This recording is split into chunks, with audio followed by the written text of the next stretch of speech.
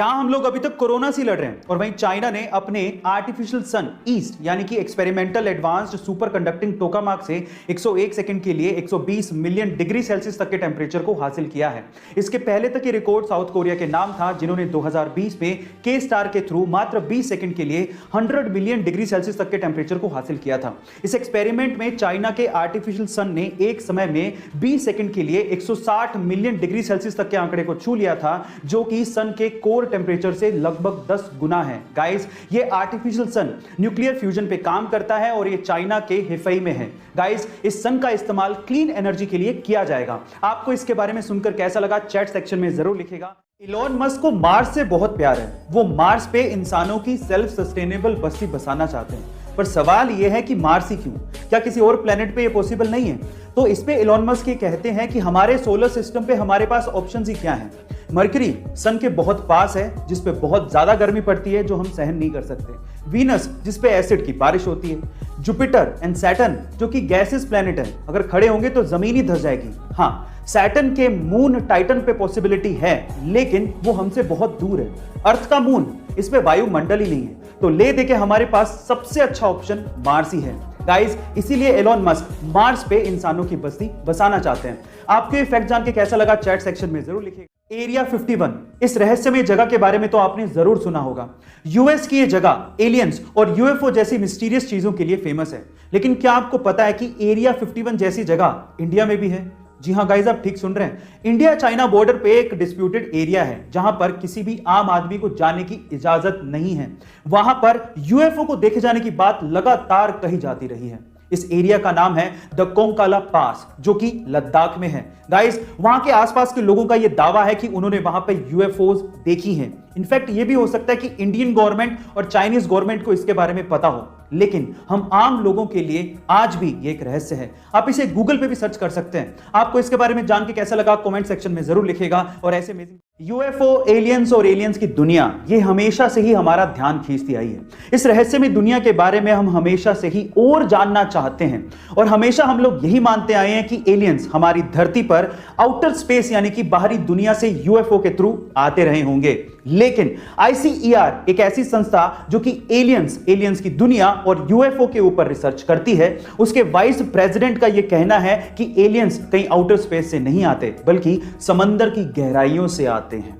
उनका तो यह भी कहना है कि समंदर की गहराइयों में एलियंस के बेस हो सकते हैं। ओह माय गॉड गाइस, सच्चाई क्या है ये तो हम नहीं जानते, लेकिन एलियंस के बारे में यह खबर हमारी जिज्ञासा को और बढ़ा देती है। गाइस, आपको ये खबर सुन के कैसा लगा चैट सेक्शन में जरूर लिखिएगा।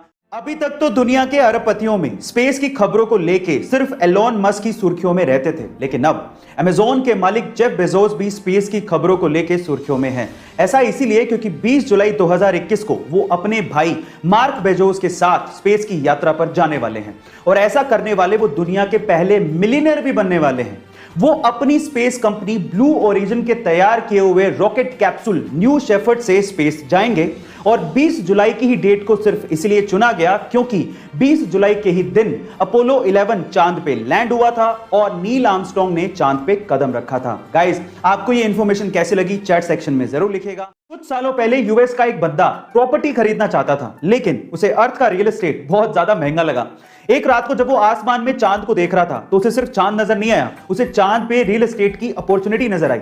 एक्चुअली 1967 स्पेस एंटिटी, जिसपे दुनिया के लगभग सभी देशों ने साइन किया है, उस पे ये लिखा हुआ है कि किसी भी देश या उसी सरकार का हमारे सोलर सिस्टम के सेलेस्टियल बॉडीज पे कोई अधिकार नहीं होगा, लेकिन उस पे किसी इंसान का जिक्र नहीं है। इसीलिए इस बंदे ने यूएन को एक लेटर लिखा और अपने आप को मून का ओनर घोषित कर दिया। वहां से कोई ऑब्जेक्शन आया नहीं, तो इसने सोचा कि मुझे अप्रूवल मिल चुका है, और तब से लेके आज 41 सालों तक वो और उसका बेटा क्रिस मून पे प्रॉपर्टीज सेल कर रहे हैं, और वो लोग मून के 200 मिलियन एकड़ के मालिक हैं, और वो भी 0 रुपए में। गाइस, अगर आपको मून पे प्रॉपर्टी खरीदनी है तो आपको इनसे कांटेक्ट करना पड़ेगा। आपको इंफॉर्मेशन कैसी लगी चैट सेक्शन में जरूर लिखिएगा।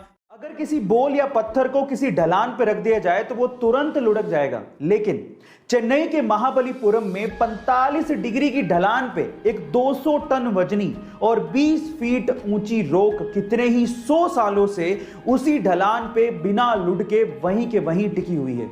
ना जाने कैसे, और इसके पीछे का क्या रहस्य है कोई नहीं जानता।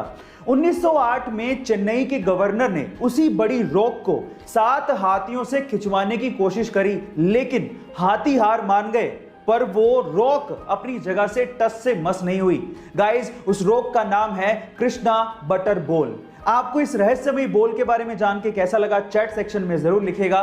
और अगर आप अभी तक भी इन्वेस्टमेंट की पावर नहीं समझ पाए हैं तो मैं आपको एक और एग्जांपल देता हूं। टिम कुक एप्पल कंपनी में सीईओ हैं। उन्हें एप्पल कंपनी के लिए हर दिन लगभग 15 से 16 घंटे काम करना पड़ता है। उसके बाद कहीं जाके उन्हें सालाना 107 करोड़ रुपए मिलते हैं। वहीं वॉरेन बफेट एप्पल कंपनी में इन्वेस्टर हैं। उनके पास एप्पल कंपनी के 5.4% शेयर्स हैं। उनको एप्पल कंपनी के लिए दिन में कोई काम नहीं करना पड़ता।